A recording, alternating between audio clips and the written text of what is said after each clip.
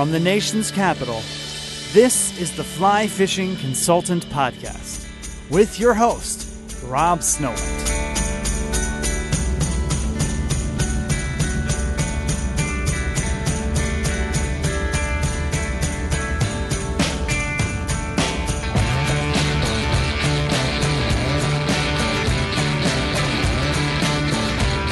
My name is Rob Snowhite, and this is my Fly Fishing Consultant Podcast. This is episode 263, Francis Goes to the Amazon. Francis, also known legally as Scott Key, stopped in to chat towards the end of the 2020 Fly Fishing and Wine Festival in Doswell, Virginia. We normally talk about fly fishing for bowfin, but this time, Francis had something on his mind. He was planning a trip to the Amazon. We're going to learn all about fly fishing for peacock bass in the Amazon on today's episode. Francis just happened to be in the neighborhood, so we recorded live in person. And my, how different things were before COVID took over America. It seems like this was recorded months and months ago, but it was only about 2.5 weeks ago. So we're going to learn all about what it's like to hear a nuclear toilet flush when a fish eats the fly in the Amazon. I'm going to refer you also to a book called Tropical Nature if you want to further your readings and understandings of the Amazon rainforest. The book is by Adrian Forsyth and Ken Mayata. Ken drowned several years ago while fly fishing on the Madison River. There's not a particular sponsor for this episode, but while we were recording, we were drinking delicious Sweetwater brew, eating a smoked Traeger steak, and I was wearing Flying That Flats shirt. And of course, I had my new super comfy buff beanie on my head. So let's stop listening to me talk. Let's go to the kitchen and listen to Francis Goes to the Amazon. All right, we've got Francis with us. We're recording in the kitchen here, so hopefully audio's not bad. You want to introduce yourself, and we'll talk about fishing for the next hour or so. Cool. Yeah, my name is Scott Key, otherwise known as Francis in some circles. I do get that more in Northern Virginia, around the nation's capital, which I think is kind of funny.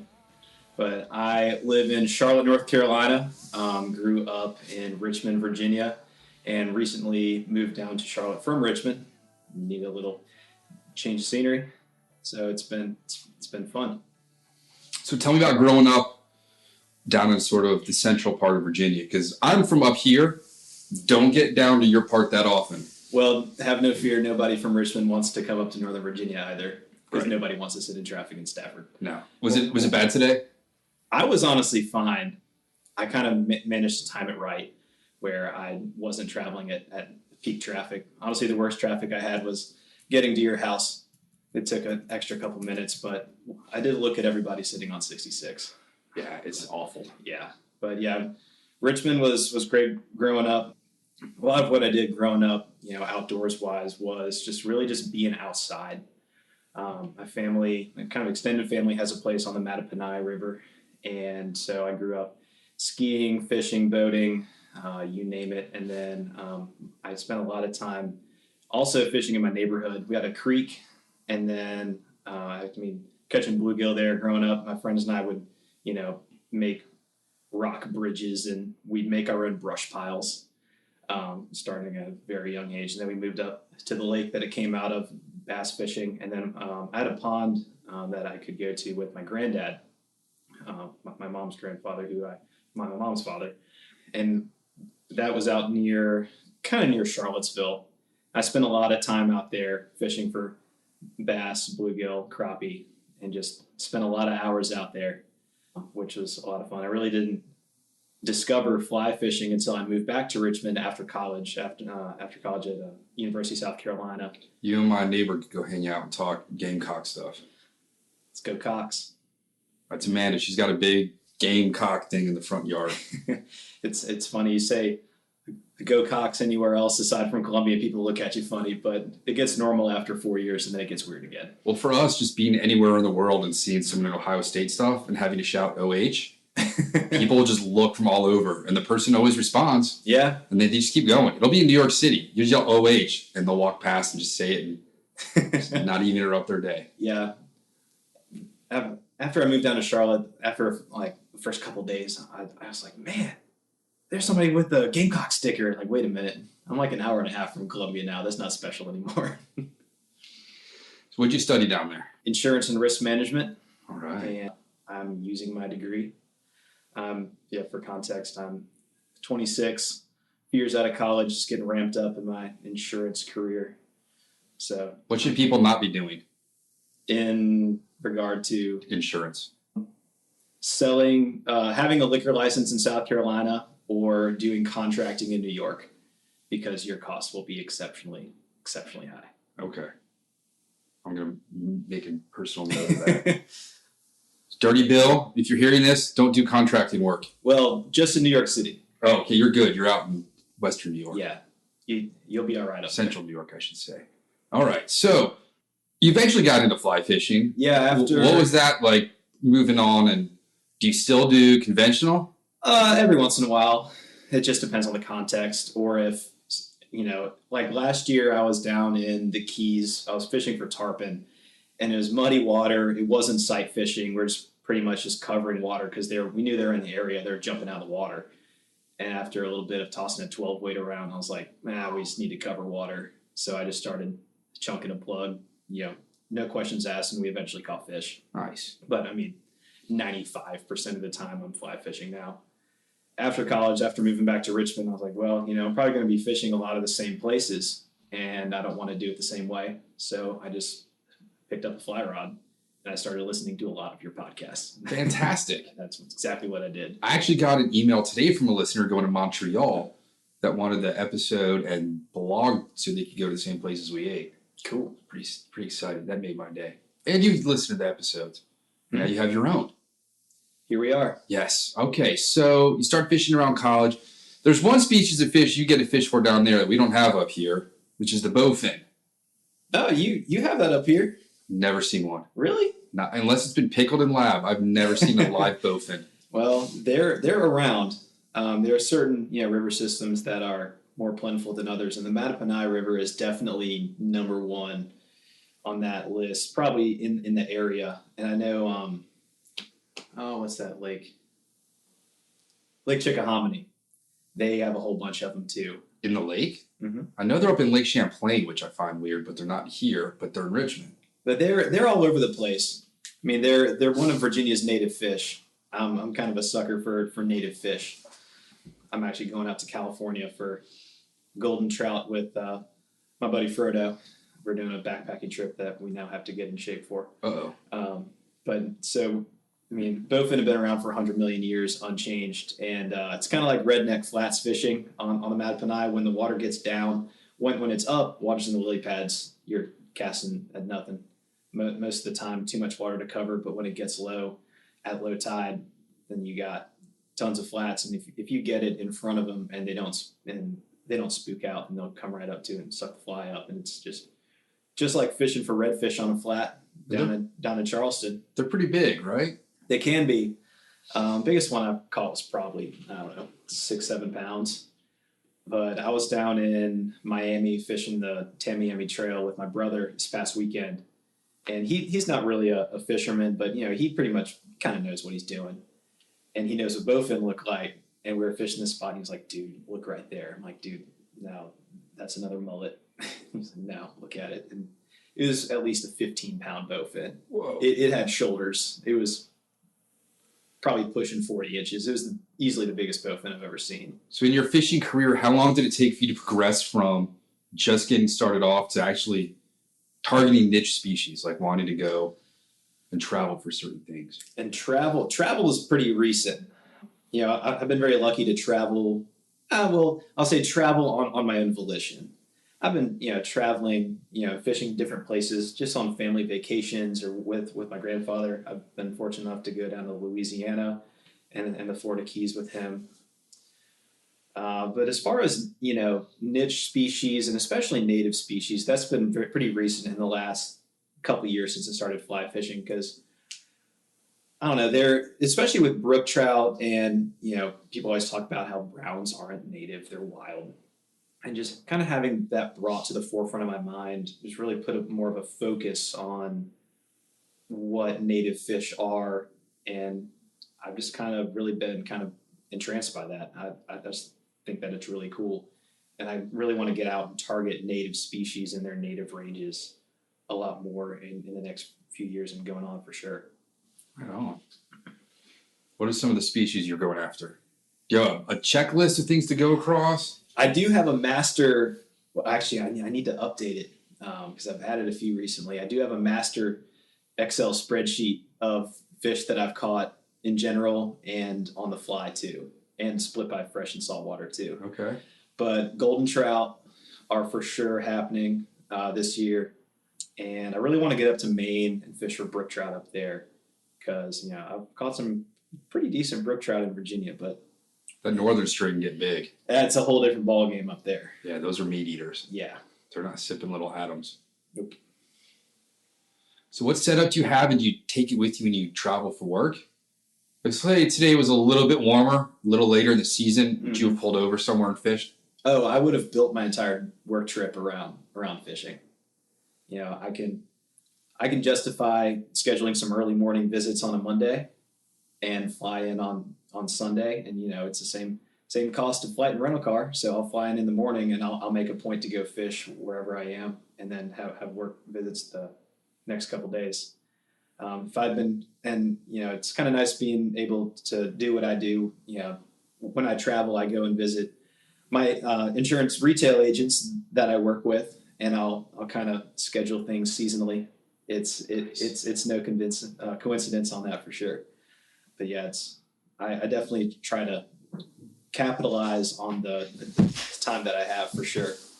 Oh, I forgot to mention the other native species that I really want to get is cutthroat in their native range. Actually, my roommate's brother is going out on a trip out west this year, and he's dubbed the trip the Cutty Conquest. So I'm gonna go off of his information for a future trip at some point, I imagine. They're a pretty fish. Sometimes they're quite gullible, which can be an extra reward. I love dumb fish. Yeah. Some people really enjoy, fish in spring creeks or wherever, tailwaters that are heavily pressured, and fooling the big trout that are really smart, that have seen everything with a really small fly. And that's just never been my cup of tea, never really appealed to me. I'd rather go the extra mile driving or hiking and find the fish that nobody else is willing to go to that are big and stupid. Right. That's always been kind of my thing. Benefit of the shad. They don't know what we are. Yeah. When I was giving my shad talk the other day, I explained to people, I said, cast over there by that swirl in the water. And they don't know what I'm saying. So I pick up a rock and I throw it. The rock lands. They're like, oh, that spot. And then I'll roll cast and pop. And I'm on a fish. There you go. They're not scared of it. What about some exotics besides what you were catching in Florida? You showed some crazy fish pictures during the Virginia Fly Fishing and Wine Festival. Exotics like down in South Florida? Yeah. What should I be expecting? Oh, if you go down to South Florida? We're going to be in Miami by Doral. Yeah, Doral. In Miami, in the canal system, there is just about everything from cichlids, and then you get snook and tarpon that can kind of survive in fresh water that move up in there just depending on how they're moving water throughout the lock system. But the main thing down there in the canals is butterfly peacock bass. And they were stocked in the 80s to combat the overpopulation of cichlids of many varieties that people release from fish tanks. So they end up ironically bringing in another invasive species that is a voracious minnow eater. That's all they eat is minnows. Not cichlids? Oh, no, like just like a fish eater. Okay. So, people go down there thinking, oh, I'm going to fish them like largemouth bass and throw worms and stuff, but all they eat is other fish. So you got tilapia, which you have up here in 4 Mile Run. Yep. You got Oscars. The Mayan cichlid is one that you see everywhere. It's like an overgrown bluegill with big stripes on it. Those are really fun.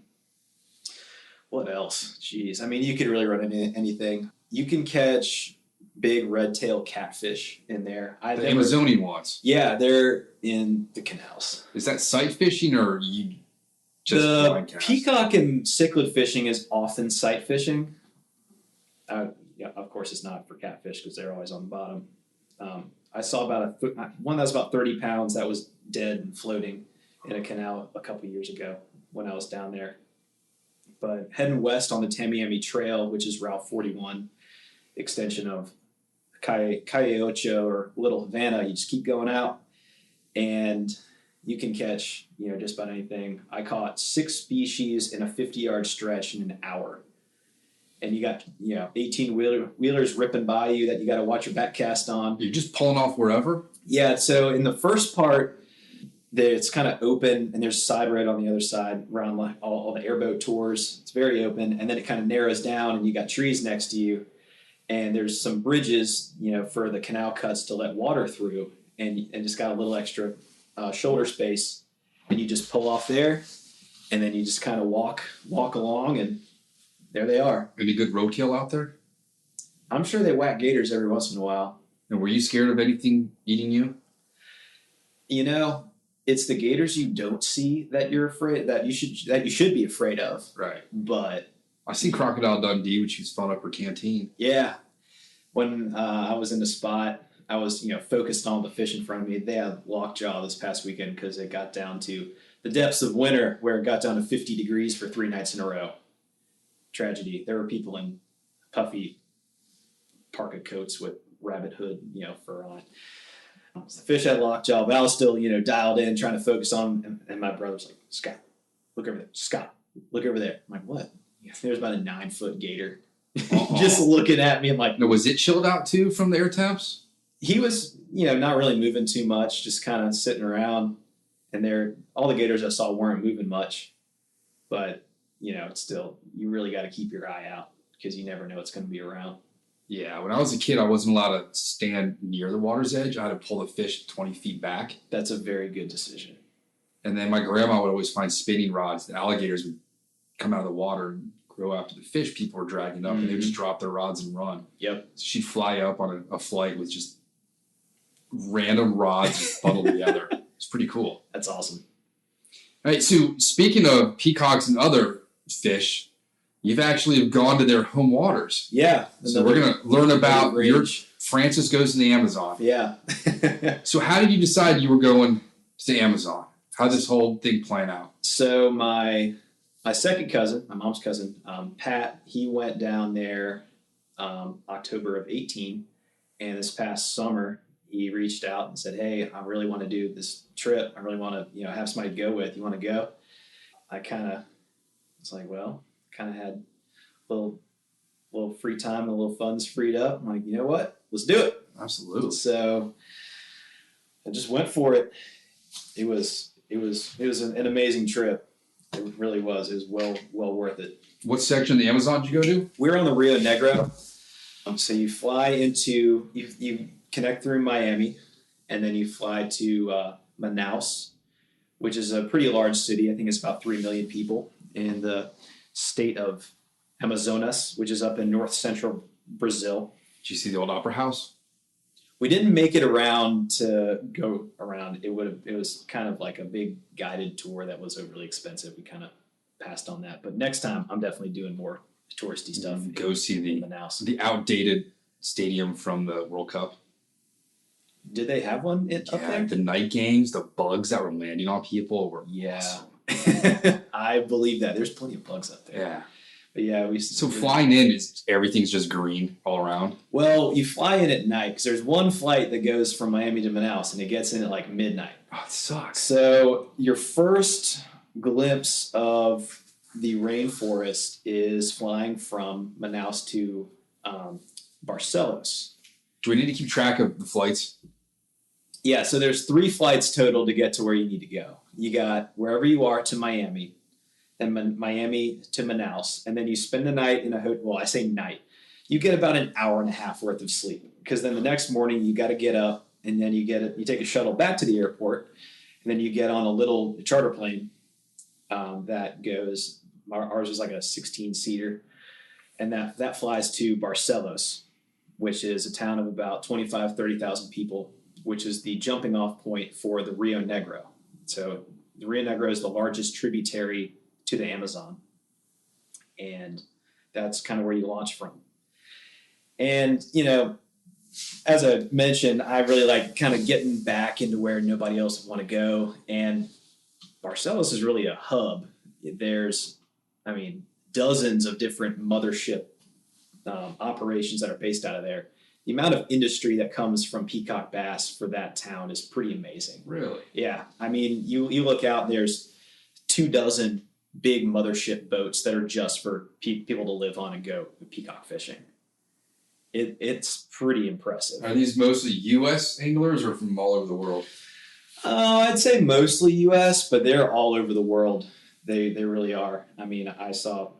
There's Russian groups. There's on the boat we were on, there was a group from Mexico that was coming the next week. You really get them from everywhere. So then you get to your boat and you hop on and you start driving up the river. And in total, we probably went about 80 river miles up at most.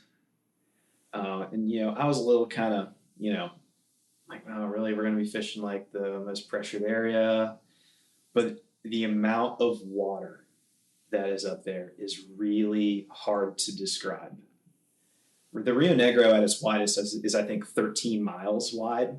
Whoa. Yeah, it's something else. It's hard to put into words just how immense this whole river system is. And that's only a small part of the Amazon River itself by the time it gets to the ocean. And, even though there's, plenty of operations, there's still plenty of water. Like, we saw other operations boats every day, like a bass boat, because, they tow pretty much like bass trackers. And then at the beginning of every day, everyone just kind of fans out. But we never felt like we were boxed out of spots or anything. There's so much water and there's so many fish. You never feel like you're crowded there. There's no fish that sees a fly twice. Oh, there's definitely fish that see flies twice and lures twice. But, most people are throwing conventional tackle. And if you are proficient with a fly rod, you will outfish conventional 9 out of 10 times. Just because you're primarily using subsurface streamer presentations, and fish do 90% of their feeding under the water, and you do catch more smaller peacocks. What's a small peacock down there? About 2 to 4 pounds. Not bad. Not bad, but and the fight on that, is it pretty nuts? Not with a 9 or 10 weight, but oh yeah. So it's back to seeing the Amazon. So you see the Amazon when you're flying into Barcelos on the little plane, and you look out and it's just trees forever. You're like, if this plane goes down, nobody's going to find us. It's just trees. And you really see that the Amazon is the lungs of the earth. I'm sure I was breathing the purest air I've ever breathed in my entire life for the entire week. And you need all the energy you can get. So I'm glad there's plenty of oxygen for it. So what was the boat like? Did they feed you well? Oh yeah. It's five star. It was awesome. Whole breakfast spread every morning, whole dinner spread every night. And then we had a packed lunch with it's usually like roasted chicken and rice and a vegetable. Man, that was some good chicken. I love that stuff. They had this potato one day. It was green. It was kind of sweet. I don't really know how to describe it. It was really good. How much food was it just stuff you just never seen? Fruit wise too? The fruit, yeah. Some fruit I'd never seen. It was pretty much standard, stuff I had seen, but they had this stuff called farofa, which it looks like breadcrumbs, but it's cassava flour that's cooked, and then there's little extra crispy bacon bits in it, but you don't really taste the bacon. And it looks and kind of has a texture of breadcrumbs, and they put it on everything. Really? It's everywhere. It's got to have lots of energy. Just cassava, it's pretty starchy. Yeah. Yeah. That's what they make tapioca out of. Mm-hmm. It's also poisonous if you eat it raw. Yeah, that's what they're saying. If you cook it green. Yeah, you make chicha out of it. Yeah, that is not good. It's pretty useful. I like some fried cassava chips. Mm-hmm. I'd never even heard of this stuff before, but I saw it in the hotel. I'm like, oh, breadcrumbs, that's cool. And then I got to the boat, I'm like, nah, it's not breadcrumbs. Not breadcrumbs. Oh, okay. And that chicken, because we're used to eating mass-produced chicken here. I'm sure that chicken was probably just from a yard and just ate wild. Yeah, there's pretty reasonable chances from a yard, but it was some dank chicken. How dark was it at night down there? Honestly, I didn't spend too much time looking out. because it's literally eat, sleep, fish. And when you're on the boat, it's always pretty lit up. I'm sure if they turn all the lights off, it'd be black as night. Right. I mean, there's nothing there. So I didn't get to experience that, but I think if you go on like kind of like a camping trip out there, places that are more like wadeable. I know there's some rivers in Colombia, like the Orinoco and some others that you can wade and kind of live like that. I think you could really experience it, but I didn't personally, but I imagine I'll have the opportunity to do so at some point, I hope. Craziest animal you saw? Animal. Stuff climbing in the trees. Oh, howler monkeys. I didn't see them. Did you hear them? Yeah. We only heard them from a ways off. And when you first hear from a ways off, you know, like the deep roar of the wind that you hear, and it's just like very vague and just kind of out there, but you're like, oh, that sounds kind of creepy. And we're fishing this spot, and I'm like, oh man, the wind's really ripping somewhere. And I look around, the wind is dead still. I'm like, oh, what? And the guide's like, monkeys. I'm like, oh, those are howler monkeys. And there's a video on YouTube. It's like howler monkeys, like from a distance or something like that. Look that up, and that's what they sound like. There's also supposed to be a Sasquatch down there. No, there's Sasquatches everywhere. Yeah. I listened to the Meat Eater podcast on Sasquatch, which is fascinating. And they're debating whether it's real and if they reproduce, and whether or not, if you're out hunting and saw one, would you shoot it? Everyone's got cameras now. Because you have to have a specimen. It's like the butterfly with the pins in the shadow box. No, we saw the fairy tale movie about the fairies in London or England in 1912. The girls made fake. It's on Amazon. And it involves Sir Arthur Conan Doyle and Harry Houdini. Huh. And they're like, we've got to kill the fairies. And the dad's trying to kill it, and the girl's like, no. Yeah. Classic. Is that the same movie? Maybe I'm thinking of Tinkerbell. You might. I watch a lot of fairy things in my house. With that one. I don't have any 9-year-olds running around, so I'm a bit out of the loop on. Maybe in a Tinkerbell movie, and then we watched the other one, and they're very similar. Okay, fairies. What about other fish did you see swimming around? Any otters or porpoises? So there's dolphins everywhere. Pink ones. We didn't see any pink ones. Most of them are actually kind of gray.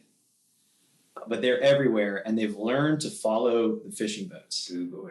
So if you let a bass go and you're not really looking for dolphins, there's a decent chance you let it go, and then all of a sudden, whoa, there's this huge push of water, and you know the dolphin whacked him. And it's amazing watching a peacock go from, apex predator just crushing a fly to just frantically just hopping out of the water like a bait fish trying to escape. Oh, I just got turned. It goes from predator to prey in a heartbeat. And it's just really weird to see those like one after another. So, I mean, what a lot of guides do is if they know a dolphin's in the area, and you can hear them, with their blowholes and whatever around you, is they'll drive up to the cover you're fishing around in the trees, and they'll let the fish go right next to it so they can go hide. But I would say peacock mortality is, it's not because of fishermen, but it is because of fishermen and then dolphins. And that's what is, if anything is hurting the fishery down there, which, they're not lacking for fish at all. But if anything is hurting it, man, those dolphins, they're all protected, but oof. It's going to be a pretty odd place to see a dolphin, too. How far from the ocean are you? About 700 miles. Wow. In Manaus, I saw pelicans and you see terns. I mapped it out, and that's like going from the mouth of the Chesapeake Bay to Missouri. Oh my and then seeing pelicans, like linear distance. That's how far it is. And actually Manaus, which is about, 500-600 miles from the coast, is at 111 feet above sea level. That's some flat land. But there's so much water, it just keeps moving. But it's very wide, not as deep as you would think. I know in the Rio Negro, in very, very low water years, the boats can't get up the river because there's sandbars everywhere. So the seasonality of it, for kind of some explanation on when the water gets low. The winter, our winter, in around Christmas time and pretty much from December through the end of February is their dry season. So that's when the water gets low, and they have a mini dry season in October and early November. Apparently that's actually more consistent low water, even though it's a shorter little stint. So the water just keeps dropping during the dry season, and it gets to be a fishable level because the water level will fluctuate from 10 to 30 feet between the wet season and the dry season. So when the water gets up, all the fish go into the trees and you can't even access them. So you wait until low water dry season, so then they're all drawn out and they're kind of concentrated and you can actually, get to them, which is, relatively similar to how the Mattapanai fishes, but but that's on a 4 times a day tide. So that's kind of the seasonality of it. So pretty much the lower the water is, the better, because the fish are going to be more concentrated. When we were there, it was about 2 or 3 feet higher than you would like it. And you could hear fish crashing bait up in the trees, and you just couldn't get to them. And it's really hard to imagine how amazing that fishery would be under ideal conditions. Because, we still caught plenty of fish. Between me and Pat, we caught 169 fish in 6 days of fishing, which is not a lot. We could have tripled that under ideal conditions, no questions asked. What was the gear you were using for all Gear? those? Yeah, you said 9, 10 weights. I had the reel. So reel doesn't really matter as much. It's kind of a line holder because the fish don't really run. But yeah, so you're using 9 and 10 weight setups. If I went back, I would bring 2 10s probably. I found the 10 just handled throwing big flies easier. But 9 or 10 weight, you'll be fine. I was using just straight 50-pound mono. You could tie knots in that? Somehow.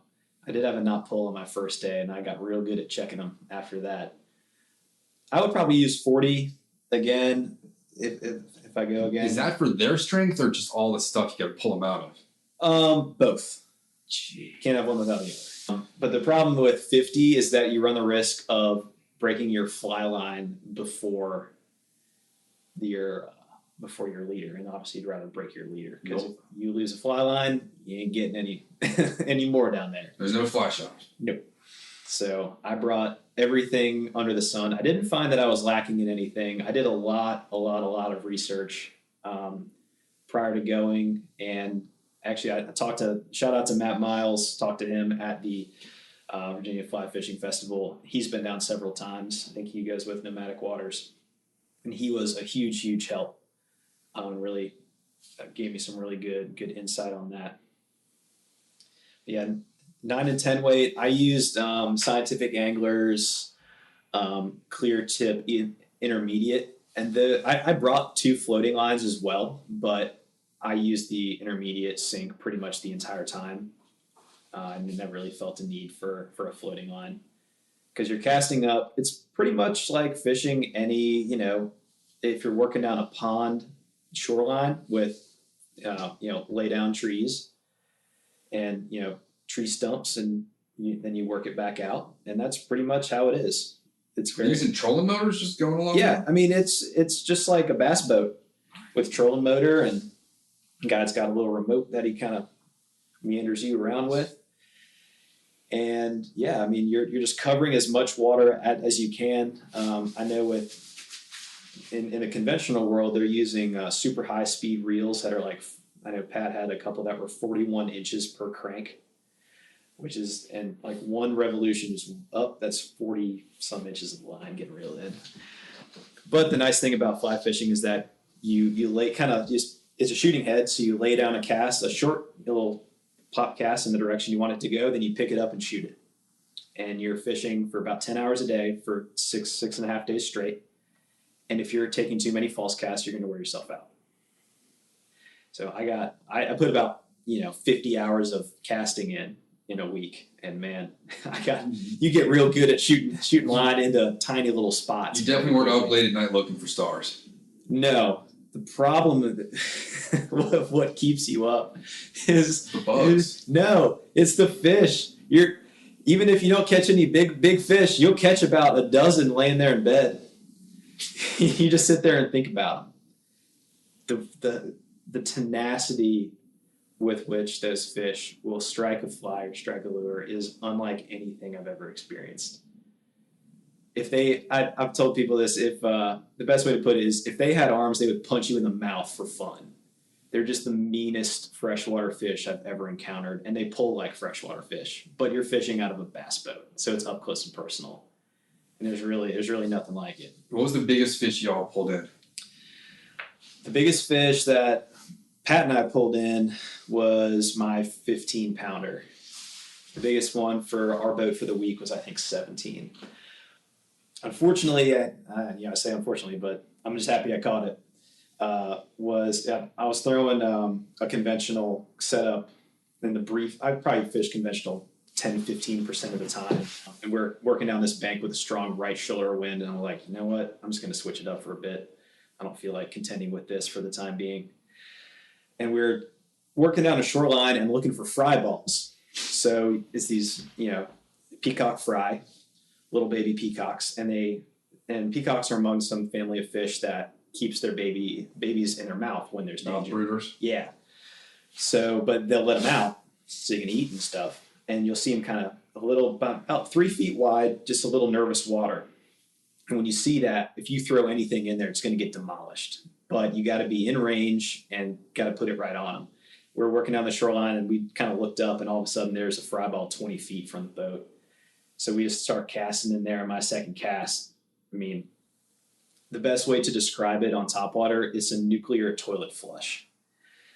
It's a different sound when a big fish hits it. As the guys from Mad River Outfitters said, this is your bucket list. Whatever you think is on your bucket list, it's the peacock bass in the Amazon. Yes. And Lou said bring as many rods because they will snap a 10 weight. Yep. Like it's nothing. Oh, yeah. Yeah. I just don't. It's hard for me to fathom that. I need to experience that. So hopefully I can get my taste in Miami. Yeah. How big is a 15-pounder? The one I caught was just shy of 70 centimeters. You measure everything in centimeters. I got my daughter's ruler here. So a foot is 30 centimeters. So that's like about 30 inches, a little shy of that. How long did you say it was? It was 70 centimeters. And I think, I have a picture on my Instagram of that fish with the guy's hand on it. So that's the length of my leg. Yeah. Holy shnikes. Yeah. Ooh, beer. Yeah, and so you're catching those on. I'm going to grab my hoodie. Keep talking. So that's it's just like fishing for largemouth in a pond or whatever. But it's basically like a giant saltwater fish, but it's right in your face, and they hate you, and they want to destroy everything you love. When you're throwing a debate ball, pattern doesn't matter. Nope. What was the pattern? If you are trying to match what they eat, what are you throwing at them? You're throwing about 5 to 6 inch streamers. And again, Matt Miles, he has 2 YouTube videos on his page. We'll link them. And it's 2 very simple streamer patterns. One's in EP bait fish, and the other is kind of a natural one with reverse tide bucktail, some big hackle, and a fish skull head. And anything bright, the colors that worked best for me were chartreuse and white, all chartreuse and orange, all orange and white. All white was good. Really anything big, bright. I hear the orange thing with peacocks a lot. Yeah, so they eat their young. So yeah, so anything really bright that kind of looks like a cichlid or looks like a baby peacock is going to catch fish. And so the outfit that I went with is called Hooked on Adventures on a boat called the Amazon Lord. We can, I think they're just Hooked on Adventures at Hooked on Adventures on Instagram and at Amazon Lord on Instagram. They're not a fly fishing outfit, so I kind of had to make my own way with that. And the guys on board and the guide were kind of a little nervous, or just didn't really know what to make of me going down there, really just wanting to throw fly rods. But I showed my box of flies to the guide and said, which one should I use? in, the loosely translated, simple word language, kind of opened and said, which one? And he pointed to a white one and a chartreuse and white one. I said, okay. How many of those did you have? I had... He picks the one you only have a couple of. I tied several dozen. I would just sit there and just grind. Because I'm not a production tire like you, so it was a busy morning. Yeah. I'm going to try and repeat tomorrow. There you go. So yeah, I mean, I had one of those yellow Cliff boxes. I had the mini one, and I filled the entire thing with flies. Some that I tied, some that I didn't. My buddy Joe Perez, he is at JSP Fit to Fly _ between those words. He is a heck of a tire, and he tied me some changers, some game changers, which unfortunately I didn't end up using much because they're just so heavy to cast, and you're casting so much, it's not really sustainable. But he tied me a couple of jig flies with Popovit's tungsten jiggy head, and those were great for casting in open water and for trolling as well. So we would troll too some. Yeah, pretty much anything bait fish, colored or sized, like in the 4 to 6 inch range. Keep it simple because you will lose flies and you will get broken off, and more so they will get destroyed because peacock's mouths. It's like a regular bassbill blue. So you're saying the flies will get a little bit destroyed? Yeah, the flies will get annihilated after a few fish, especially with the natural flies. The materials just don't hold up as well. But I brought a fly tying kit with me too, because I'm like, I have room in my luggage, and I'm not going all this way to not have exactly what I need. So I did tie a couple flies on the boat when I was down there. Were people looking at you like, what? It was a pretty small group. We had several people cancel, so we all had our own rooms, which was awesome. So there were only 4 other people besides me. So they were, and one of which was a pretty accomplished fly tyer, but he was kind of older, so he wasn't fly fishing much. But they were kind of watching me go. They're like, "Did you really bring all this down?" I'm like, I did.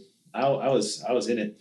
I was ready for it. 3 things to the keys: my tying kit, my Patagonia day pack, duffel, and that green Orbis thing I showed you. Yep. And I plan on stopping and buying more tie material. That's my problem. My wife looked at my accounting for last year. She's like, "Are you kidding me?" and you're pretty good about buying kind of off the wall like synthetic stuff. I'm like, well, if I'm gonna get a deal on 1,000 hooks, I'm gonna get 3,000 of them. There you go. Or if I get a deal on, every time we go to the grocery store, I sneak in a scrub yarn. So and that's stuff I'm telling her. 300 yards is gonna last a while. I will say I saw your fly tying room today, and it's like a very messy fly shop. You have about everything you could ever want in there. Yes, messy is the key word. Yeah, finding things would be the challenge, but you certainly have everything. Yeah. And you got some hackles? I did get some hackles. Nice. I got to tie a bunch of those up for my brookies this spring. I'm going to be out for some North Carolina brookies. So, preparing for this trip, did you get any vaccines? Take any malaria pills? Dengue? Yellow fever? Honestly, no botflies? No. You know what a botfly is? Yeah. Okay. My brother and I used to watch those videos like, yo, look at them getting pulled out somebody's head. Ugh. Ugh. But, being down in Brazil specifically, you don't have to have any shots. You don't even have to have a visa. They just changed that this past summer. So it's a very, very easy place to travel to. There are definitely plenty of bugs, but with the tannin stain, so the water isn't muddy. Amazon is muddy. The Rio Negro is black, hence Rio Negro, black water, or Black River. And you see that when you're coming in. You look down and you're like, man, that's a black river. Well, okay, I guess that makes sense. But because of the tannins in the water, which gives it the black color, it's, you can't really see down into it. It's clear, but you can't see through it. And does that give the fish that peacocky distinctive? I don't know what causes their colors. Okay. But all I know is when you look at them in the water, like on a sandbar, they look just jet black. And then you get them up and they're just like lit up like Mardi Gras. Okay. It's a Mardi Gras fish. And that water's dark. Water's dark. You didn't go in the water, did you? I did get in the water. Looking back, probably not the best decision, but I'm very glad I did. On the first day, we came across this spot. It had this island with these like palm tree looking things on it. And then it had these huge sand flats that were like a foot or two deep. And I told the guy, I'm like, can we get out and walk? And he was like, okay. Stingrays, electric eels. And I was jacked up because I'm all about getting out, wading out there, really getting in it. I didn't catch anything when I was out there. What was on your feet? Actually, what I had is these water shoes off of Amazon, and they have like vented soles. So if you walk in a small puddle in the parking lot, then your whole shoe's getting wet. But they're vented, so they'll draw air through it. So that's what I wore the entire week, which was a really good shoe choice. But I was walking around out there, and I took like 2 steps, and I saw this freshwater stingray scuttle away. I'm like, yeah, I forgot everything wants to kill you everywhere in this entire river. So got out there and swam around. No Candiru catfish? I asked the guide about that. As long as you're wearing clothes, you're fine. Yeah. It's the current. Once your pee is the current is broken by your clothing, then they're not going to go up in it. So we're kind of hanging around there. I swam around. That was really cool. And then we drove back by the spot an hour later, and there was about a 9-foot caiman about 100 yards up from where I was swimming an hour prior. I'm like, all right, that was fun. Not getting in the water again. A little more active than the cold gators in Florida last week. Quite. And also I talked to some guys on our trip, and one of them had been down, Calvin. He's a rancher in Texas who's got the bug, peacocks. That was his 9th trip, and he kind of coordinates trips down there. And he's like, yeah, a couple of years ago, guy a week or two prior to us, or a couple weeks prior, had stepped on a stingray when he was out waiting around. They had him somehow. They got on satellite phone, got him airlifted to Manaus. Then he spent 3 weeks in the hospital in Manaus before they could even get him stable enough to fly him back to the U.S. I hope you had the travel insurance. I hope so too. So, note to self: stingrays. So after I saw that stingray, I was doing the stingray shuffle. Shuffle your feet along. I've been stung in the hand by one this big, like the size of a Big Mac bun top. It was like being stung by a 10-pound bee. I can't imagine being stung by a big one. Well, the one I saw was only about a foot across. But then when we waited on one other spot, it was, and the guide told me, it's like, look for stingrays. And you could see where they were, the little pancakes, and then you build a trail where they scuttle away. Go fly one? I didn't have any of No, well, you don't want to mess with that. No. That's how I got stung. I was unhooking it. He didn't like it. Yeah, I would have just cut it off. But yeah, everything down there wants to kill you. It is the truth. And on our first hold on. Oh, it's good. I'm going to plug this in. Okay. Maybe that'll make a difference. All right, keep going. So on our first day when we got on the boat, so you fly into Barcelos, then you get on the boat, and then you drive up riverways, then you get about half a day of fishing in. And Paula, who was kind of our interpreter, kind of coordinator, who kind of helped us get through the airport and stuff, she's on the boat with us too. And she was talking to us before we went out that first afternoon, kind of giving us a pep talk and a rundown of like do's and don'ts in the Amazon and stuff like that. And she was like, there's a lot of weird insects and bees out here, and they will get around you, but you can't smack them, because if you smack them, they will sting you. So just kind of stay calm and just gently brush them off, and they'll go away. And we all kept to that, except on the last day when Pat had a bee fly up his shorts, and he responded instinctively and smacked it, and it stung him. And for about 5-10 minutes, he's like, "This might be it. I don't know." That's a bad way to go. He's like, and there's nothing you could do. But he was fine. He just said it stung real bad. Oh my goodness. But one guy, legit, who knows if this is true? He sounded pretty legit about it, but he got stung in the cojones when he was moseyed into the jungle to relieve himself. So hard pass on that. Yikes. My goodness. So now that you're back, do you have a next massive bucket listy species besides the Goldens? The Goldens are like the petite delicate. Are you going to go for another big brute fish? I want to go back down to the jungle and fish for Payara. The fangs? Yeah, with the fangs. Honestly, I'd be happy going back down to... They're not in Miami yet? No. They should be. That'd be awesome. But I would be happy to go down there and fish for peacocks again, man. I could fish for those every year for the rest of my life and be perfectly happy. There's nothing like them. You have to set up an office in Manaus. Oh man, I might have to. Talk to your boss. That would be working remotely to the extreme for sure.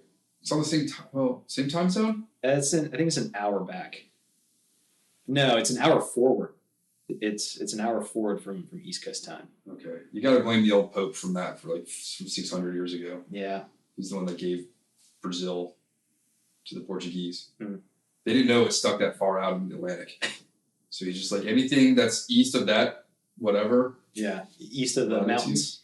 There's a latitude. He's like anything east of that, y'all can have. Did not realize that was the majority of all the land down there. It's a big country. It's a big country. I've talked to people, since then, and people are from Brazil. The guy was making, you would have loved this. This guy was smoking Brazilian meats at this place in downtown Miami. Yes. He had it was a big rack, and it had stuff hanging from it. Then he had the open wood chips, just smoking it over a series of hours, every meat you could have. He was from Brazil, and I was talking to him. It's like, oh yeah, I was in Manaus. He was looked at me why were you in Manaus? It's kind of out there. It's not the Rio and the Sao Paulo that everybody kind of goes to. Just kind of out there. I don't know if I want to go to the touristy spots. I'd rather go to the. Yeah, I mean, that's our problem with Key West is I want to do the T-shirt shops and seashells. Go to the Hemingway House. Worth the trip. It's $15 a piece. Still well worth it. Well, of course, that's also a scene from License to Kill. Yep. That's where they revoke his license is at the Hemingway House. Yeah, Hemingway House is very cool. Go to Robbie's in Alvarado. Oh yeah, it's on the list. Feed the tarpon. Aside from that, I just want to go fish. But if I can catch a baby tarpon or whatever, I've got my my black diamond headlamps all lined up, so yeah, I plan on going out at night. Yeah, put them to sleep. Here, you two drink some green NyQuil. I'll see you in the morning. Yeah. Oh yeah. Bro, there are no Seams in the Keys down that far. I remember Key Largo. I got eaten alive every night in my backyard. Yeah, the bugs can still get pretty bad. So I've got an Orvis mesh hat mask. I don't remember them ever really being that bad. All the times that I've been down to the Keys have all been in February and March. So it's never been that bad for me. I'm sure in the summer it's a whole lot worse. Anything I need to stop at on my way through Richmond area, or I don't think I'm passing through your area in Charlotte. No. South of the border still awesome? Yeah. That's, there are things in my life that I wish would be as consistent as South Border's marketing and appearance. I'm still mad. I had $18 and they had either butterfly knives or stilettos for $25. And my brother wanted to give me a $10 bill. I saw a $3,000 Chinese vase in there they have it set up by country. It's who is buying a $3,000 Chinese vase at South? I would probably knock it over by accident. Oh, I was terrified. Once after that, I was I stayed 4 feet away from everything. Mm-hmm. Yeah, south of the border, same as always. If you get time to stop into Beaufort, South Carolina, it's not too far off the interstate. Okay. It's a beautiful, beautiful place. Maybe we'll do that as our night. Yeah. Yeah, I spent 4 years in South Carolina, and I can definitely say that Beaufort's my favorite place. What about the people that call it Beaufort? That's get out of town. That's So there's Beaufort, North Carolina, which is close to Cape Lookout, Morehead City, and I spent a lot of time around that area too. For most of my growing up, I went to camp in East North Carolina. I went to Camp Seagull. So the only one that I knew growing up was Beaufort, North Carolina, and then I was oh man, now there's Beaufort, South Carolina. I have to keep both of them straight. So whichever one I'm at, I tend to use the other one's pronunciation, so everyone gets mad at me. It's a good way to just ruffle some feathers. Oh, yeah. Right on. Any place I should eat it from Beaufort? I think my wife, no. Find some barbecue. Yes, we'll have to do barbecue. She's going to be all seafooded out. Yeah. She's eating fish tacos in San Diego for lunch today. I love fish tacos. My favorite. We're going to do snakehead tacos, but cook them on the Traeger. Oh, nice. So it's been 2 years since we got a snakehead, so I should probably get one next year. Yeah. I'll get one every 3 years. Nice. Yeah, I'm yet to catch a Another snakehead. drink? I'm good. All right. Yeah, I'm yet to catch a snakehead, but I imagine that would be a pretty cool one on the fly rod for sure. It's all well planned. Yeah. Anything about Brazil we forgot to go over? People, so I don't think so. Well, yeah. One last thing about Brazil: if you know Spanish, it won't get you very far because they speak Portuguese, and I'm pretty decent at Spanish. I can probably dig some up. If you know Spanish, it makes learning Portuguese easier. But Portuguese is just drunk Spanish. If you kind of slur your Spanish words, and it kind of comes out as Portuguese. Okay. People need to send you some spots in Charlotte to fish. Yeah, I mean Charlotte's kind of the gateway to Western North Carolina, and I spend a lot of time out there. Yeah, if anybody's in Charlotte, hit me up. I'm always looking for new people to fish with. I have a paddleboard, and of course, running a paddleboard shuttle by yourself is challenging. Right. So if anybody wants to come out and kayak, of course, being down in Columbia, I fished the Striper Run down there in Columbia, the landlocked Striper Run. Love that. I want to do more of that this year in addition to trout fishing. So if anyone's down there and wants to go striper fishing or whatever, let me know. Will you bring the breadcrumbs? the thing to eat. Oh, yeah. Also, birds, you got pheasants on your socks. I do. I have a lot of fun socks. Honestly, like my workplace is pretty casual, so I don't wear dress socks as much as I probably should. But yeah, I got fish on some other socks. I don't know. It seems like a go-to Christmas and birthday gift, Yes. and they've piled up. In college, I would match my Argyle socks to the polo I was wearing that day. The Argyle socks, they don't really stay up well. That was my problem with them. I don't think I have any Argyles, but I got a whole bunch of weird stuff. I have Tapatio socks that have the hot sauce like one side. I have multiple pairs of brook trout socks. Next time I find a cool pair of socks, I'll get them for you. I think my neighbors bought me. Please don't get me any more socks. I have so many socks. Well, at least you know you're matching them right. Like, I don't even know if these two are the right. I mean, I've got 10 pairs or whatever now of these gray Old Orbit socks. You're a fly fishing guy, though. Oh, yeah. You can get away with that. Flip-flops anyway, probably next week. I should have worn flip-flops today when I picked up my kid at school. As hot as it was. Oh, speaking of apparel. So I know you've always talked about, and I never really fully believed in it, about how you'd rather wear long sleeves when it's hot to keep the sun off of you. Yep. And I've always thought that was very uncomfortable. However, the sun, you're basically on the equator on the Rio Negro. So I wore shorts and then I wore long, like zip-off pants, like quick dry everything, no cotton. Dude, these are the best. These are the greatest. Did I send you the link to Yeah, you did. Oh, my God. Yeah, so zip-off pants, long sleeve shirts, Columbia PFGs. I wore this big, goofy, wide brim hat with a big flap on the back, whole 9 yards. That was the way to go. You want to keep the sun off of you, and anything you have that is exposed, you want to put sunscreen on. But you don't really need bug spray. Just cover up, lather up, because if you get burned on your first day, you're going to be miserable. Yeah, I just bought 3 Patagonia hoodies for Florida because I don't imagine where to wash them. Yeah. They're as light. I mean, they're as thin as a buff. Yeah. I can't wait to wear those. And then I'll wear these. I actually need a pair of 32, 25 length pants. 32 waist. But see, when I go wet wading, this always gets heavy and then drags underneath.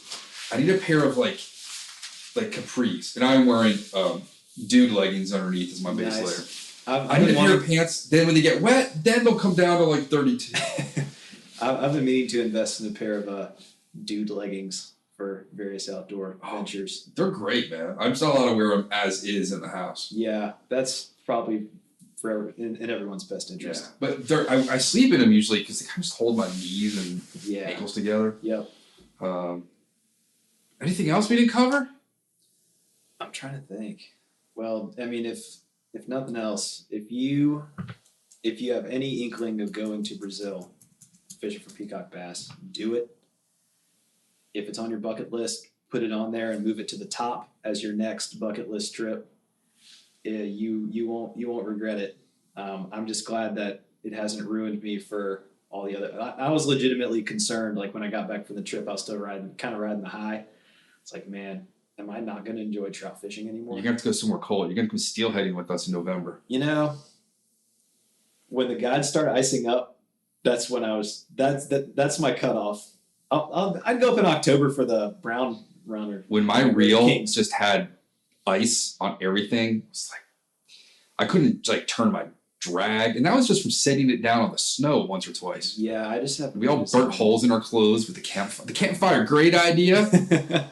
Jason burnt a hole in his waders, and my mitts have 6 spark holes in them. Yeah, I just have no desire to suffer like that for fish. I do a lot of when I'm home in Richmond, I do a lot of duck and goose hunting.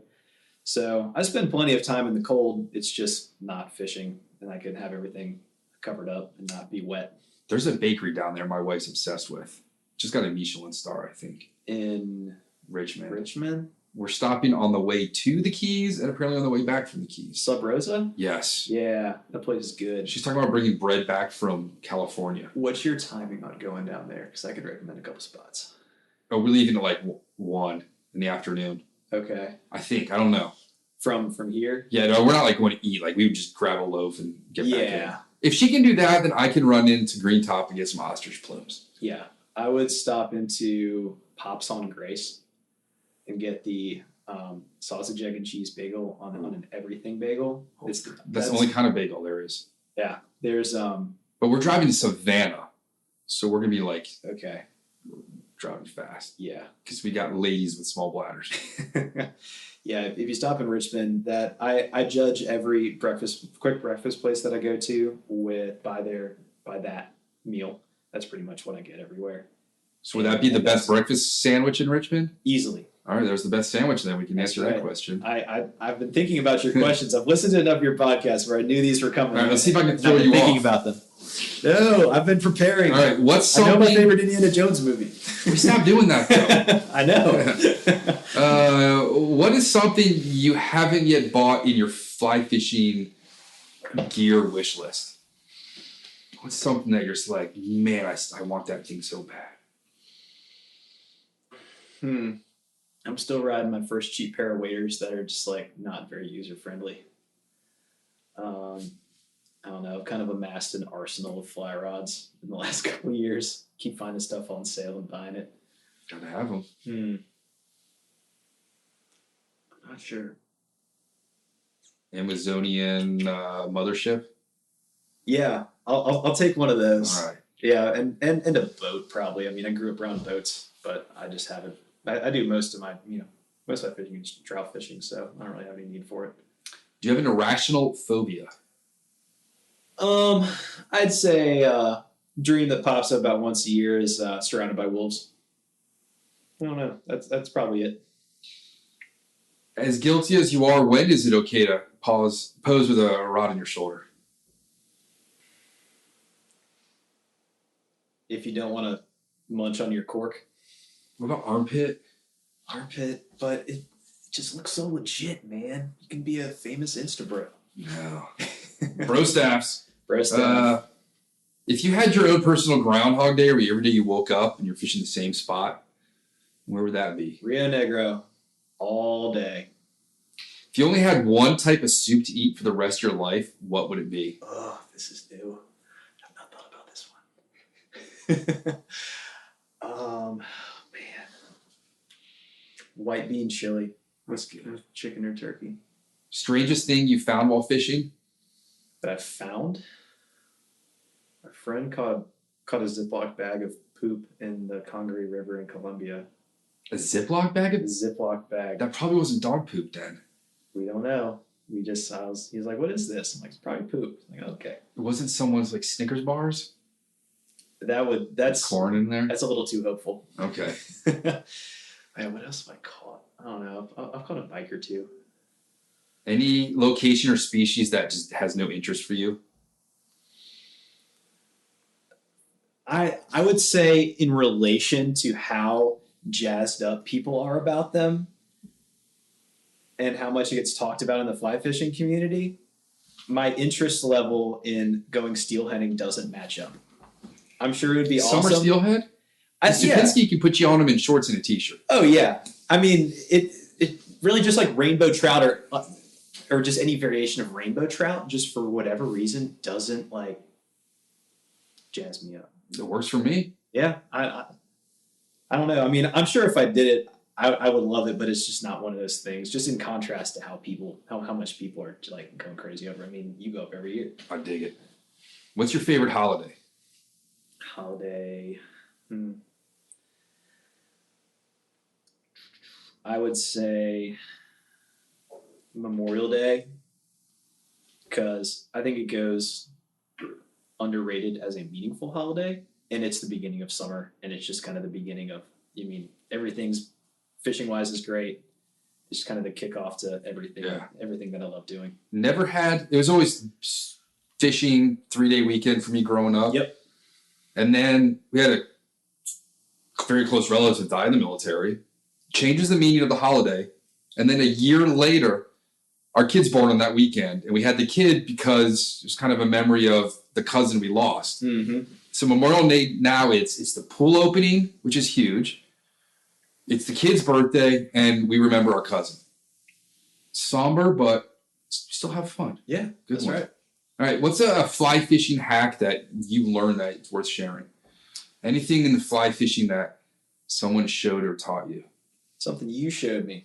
Most people know it, I think, but roll casting off snagged lures. Or flies, not lures, flies. So when I took that trip with you 3 years ago, you're like, yeah, roll cast it off of there. I'm like, oh, that makes a lot of sense. I used that probably once an hour when I was nice. in Brazil. So if you get hung up, just try to work on the roll cast that nobody practices enough. All right. And roll cast it off of there. Last question. I'm going to guessing after tonight that you put mustard on your hot dogs. Yeah, and I actually like putting mayo and sriracha as well too. All right. Yeah. So what's that story that you had to be there to believe? We hit a gator and we fixed the boat motor with a woolly bugger in the Amazon. Well, it wasn't a gator. It was Cayman? It was Cayman. It's same thing. So we were taking off from a spot, and we hit this little. As we were getting up on the plane, we hit this little bump, and I didn't really think anything of it. But the guide backed down to idle, and he looks at us and goes, "Alligator." We're like, oh, "Okay." He's like, "The motor." We're like, "Oh, we just whacked a gator with the motor when we were taking off." Like, all right. So he goes to take off, and the motor revs, and then it goes, and it goes back to idle, but it doesn't cut off. So we're like, all right, it's really weird. It's kept doing that. And meanwhile, it's pouring down rain and blowing wind. Big storm had come through that day. It wasn't thunderstorm, it was miserable out there in the middle of nowhere. And he keeps doing that. It keeps revving up. So we can go like 3 miles an hour. And we know the mothership is way off in the distance. And so he eventually takes the motor cover off. And the throttle cable connects to like this throttle mechanism on the motor with like a cotter pin or whatever. And that's how it just kind of connects there. And when we hit the gator, it either popped out or sheared off or something. Either way, it was gone. So the cable wasn't connected to the throttle mechanism on the motor. And so we would go, and then it would back down to idle because it couldn't stay up there. And we were stuck going nowhere fast in the pouring rain. And so the guy's like, I have no idea what to do. I'm like, well, I have a box of, smaller flies that I brought with me as well. It's like, well, I could probably stick that in the hole. So I grabbed a Tommy Mattiola shad dart with a little weight, and then a woolly bugger that I had tied at some point that I just brought with me. And I stuck the hook points in there, which served as the pin, and it held it together. And we ran on plane the rest of the day through driving rain. One of the most miserable days of riding in a boat I've ever had, to be perfectly honest. But it would have been 10 times more miserable, and it would have ruined our entire day if we hadn't been able to go. How about that? So, what happened to the caiman? Oh, he was fine. If an animal is big enough to grow, is old enough to grow as big as he was in that environment where everything wants to kill you, he was fine. Damn. All right. Scott_Key. Scott_Key_ on Instagram. All right. And you're going after Peruvian chicken tomorrow. Yeah. I would get the half chicken. Half chicken? black beans, and then fried yuca. Fried yuca is good. Yeah, and then they're only going to give you little containers, little jalapeno, little mayo, mustard. Yeah, the like mild yellow, like light yellow stuff. Yeah, nobody knows what's in it. No, You can't buy it commercially. it's best not to ask. It's more fun as a mystery. Yeah. All right, dude. Well, thanks for coming out. How was your first Traegered steak? Oh, dude, I need more Traegered steaks. 3 hours at 220. It's a long time, but it's worth every second. And that probably It's used maybe 2 cups of fuel wow. to cook that versus if I was going to use charcoal. Yeah, that would be a whole bag of charcoal. Yeah. Right on, dude. All right. Let's get you on your way. You got the night off? I'll be hopping on my laptop later. I got to put the little one to sleep. It's past her bedtime. All right, dude. Thank you. All right, thanks, man. Thank you for joining us for the Fly Fishing Consultant Podcast. For more information or to contact Rob, please go to www.robsnowhite.com.